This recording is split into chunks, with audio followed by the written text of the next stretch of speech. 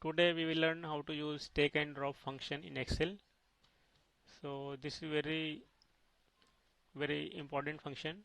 If we are working on a big data, we have lots of multiple rows and columns, and we want to take only some rows and columns as per our criteria, then we can use take and drop function. So let's see some example here. First I will use take function.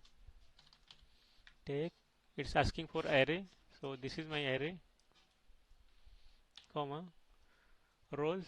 So how many rows I want to take from this data? Suppose I want to take only 10 rows, so I will give here 10, comma, columns. So columns are optional. If we don't give anything here, it will give me all columns like this. Suppose if I want to take only two columns, salesperson and zone, then we can mention here as 2. So this will give me only two columns and 10 rows like this. Now let's see some example of drop function. So basically drop function is the opposite of take function. Let's see some example. Drop, this is my array. So it's asking for rows. So how many rows I want to drop? Suppose I want to drop 2 rows from this data, first 2.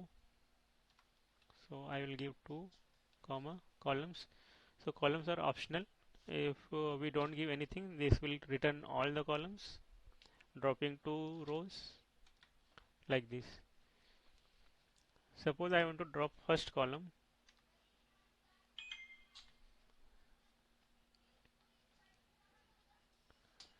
So let's mention here first.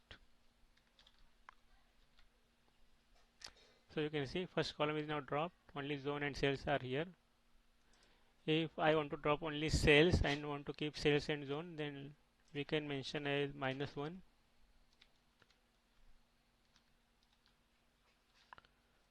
So here sales is now dropped.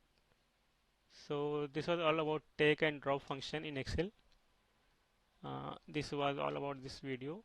Thank you.